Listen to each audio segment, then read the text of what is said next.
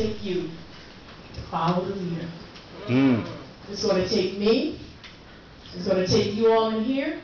It's going to take you at home to follow the leader. Amen. Amen. Now, all of us can remember the game, Follow the Leader, right? When we were younger and you'd be outside and it was safe and it was nice and Mama knew you was out in the front of the yard and all your friends, you was running around, you'd be playing Follow the Leader.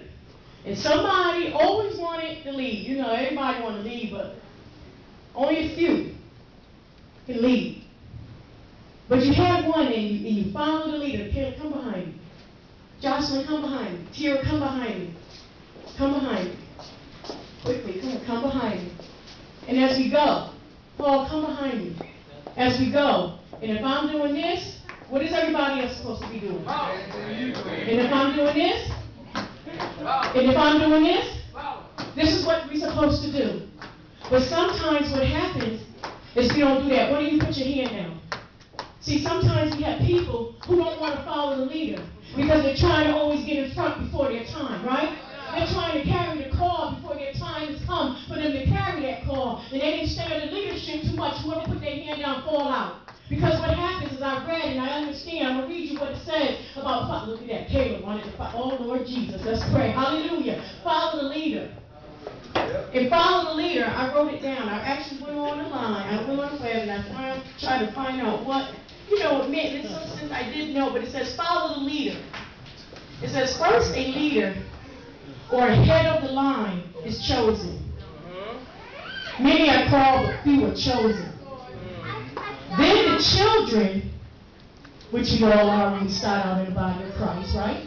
Then the children all line up behind the leader. The leader then moves around, and all the children have to mimic the leader's actions. Mimic the leader's actions. Now, I just demonstrated going around and put my hand up and walking like this. But in the spiritual sense of what we're talking about here is that we mimic our leaders in how they follow Christ. See, the problem begins is that we know we have a calling on our lives. We know that we've been called by God. But the problem is we become impatient.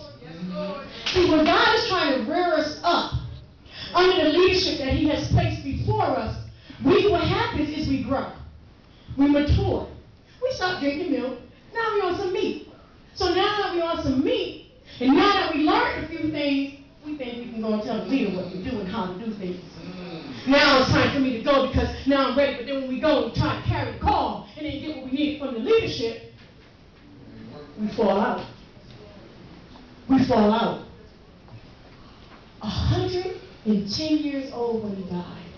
He spent 40 years in the wilderness with Moses. And before that, now this is just some information that I had collected. They said before that, he spent 20 years in Egypt. That was 60 years he spent under the hand of Moses, his leader. Let's go to Joshua 1. I'm not going to be before you long. Joshua 1, starting at verse 1. Excuse me, I just need to grab my glasses here. I see what the word is saying. I hear what the word is saying. And I'm coming from the New Century Version. And it says, starting at verse 1, Joshua 1, chapter 1, verse 1. After Moses, the servant of the Lord, died, the Lord spoke to Joshua, son of Nun, Moses' assistant. The Lord said, my servant Moses is dead. Now you, and all the people go across the Jordan River into the land that I am giving to the Israelites. I promised Moses I will give you this land. So I will give you every place you go in the land. All the land from the desert of the south of Lebanon into the north will be yours. God promised anybody some land? All right. God promised anybody something? Yeah. All the land from the greater river, the Euphrates, in the east to the Mediterranean Sea, in the west, will be yours too, including the land of the Hittites. My God. No one will be able to defeat you all your life. Just as I was with Moses, so will I be with you. I will not leave you or forget you. Joshua, I'm on 6. Be strong and brave. You must lead these people so they can take the land that I promised their fathers I would give them. Amen? Amen. It took patience for Joshua to follow Moses. Moses didn't do everything right. He didn't say everything right. He got angry. He was upset. But no matter what happened, Joshua stayed under him. I'm sure Joshua wasn't a dumb man. They said he was a warrior. He was a military. He was smart. He was a militant. He was a military soldier. He was very intellectual in that area. He knew how to fight. He could have at any time gathered up people and said, come on, let's go over here and start our own thing over here. But he knew he had a call on his life. Thank you, Lord. Just like each and every one of us sitting in this room and you at home, God has chosen you and you have a call on your life. But you can't carry the call until you have been fulfilled, until some things have been imparted inside you under leadership. My Lord. We don't get to this place in life, and many of the ministers and people sitting in this room know that it took a lot, and they wish they would have listened to what the men and women of God told them. Maybe your leader is your mother. Maybe your leader is your parents, your father. Maybe your leader is your grandmother right now. Maybe the leader right now is the teacher in the school. Maybe the leader is the boss at your job. Maybe the leader is your husband.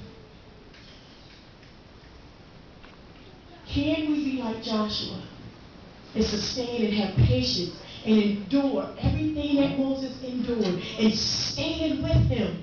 I'm sure he probably had some moments, especially with them crowd of bear huggers out there in the wilderness complaining and murmuring and getting mad about. Every time you turn around, somebody had something bad to say about his leader.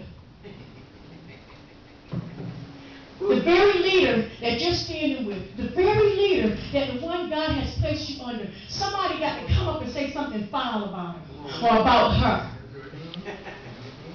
And the next thing you know, your wheels start turning. It's been 20 years I've been sitting under him. 20 years, Evelyn.